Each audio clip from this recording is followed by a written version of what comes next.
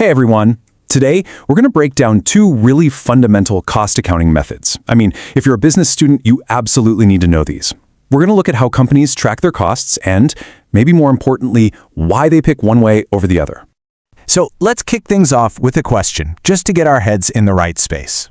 How in the world does a company keep track of costs for something totally unique, like a massive blockbuster movie with a $200 million budget, compared to something like a simple can of paint that they crank out by the thousands?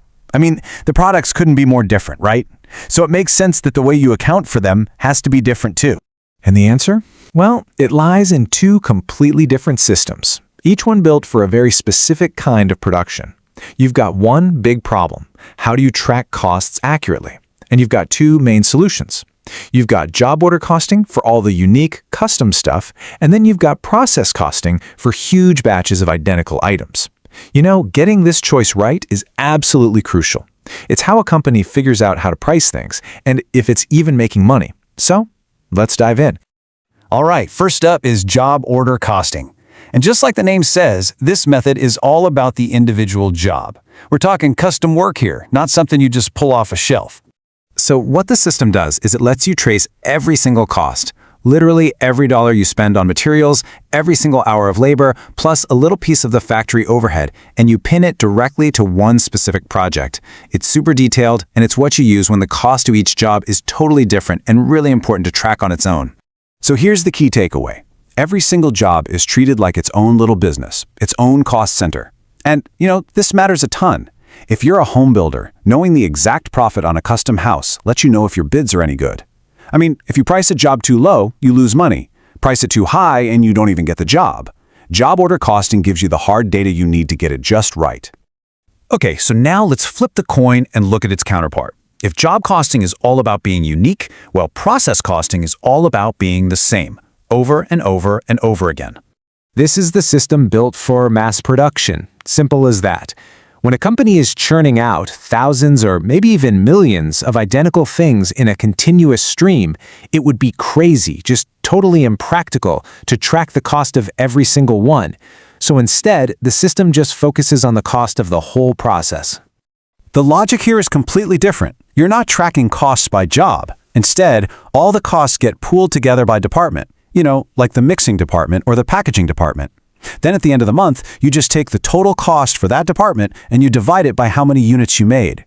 It's all about finding a nice, stable, average cost.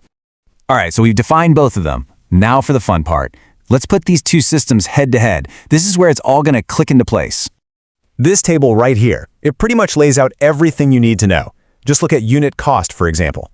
With job order costing, you get a super specific cost calculated for each job, but only after it's totally finished. With process costing, you're just getting an average cost for a whole bunch of identical items over a period of time.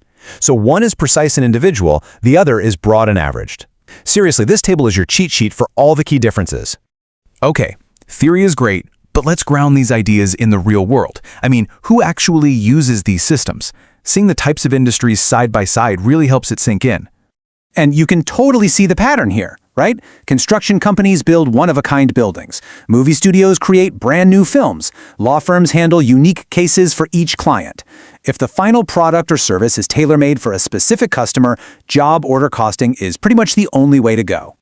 On the flip side, think about industries that are all about massive scale and sameness. A soda company isn't costing out every single can. An oil refinery processes millions of identical barrels of oil. Any industry that's just churning out a continuous stream of the same exact thing is going to rely on process costing to make sense of its finances. Okay, so after all of that, what's the one big thing you really need to remember? If you're studying for a test, this is the slide you want to burn into your brain. Honestly, it's pretty much that simple. This is the mental shortcut you need. Just ask yourself one question. Are the products all different, or are they all basically the same? Unique means job. Uniform means process. That's it. Hey, just to leave you with one final thought, it's not always so black and white. A lot of modern companies actually use a mix, a kind of hybrid system. A car maker might use process costing for their standard assembly line of sedans, but then switch over to job order costing for a special custom-built luxury model.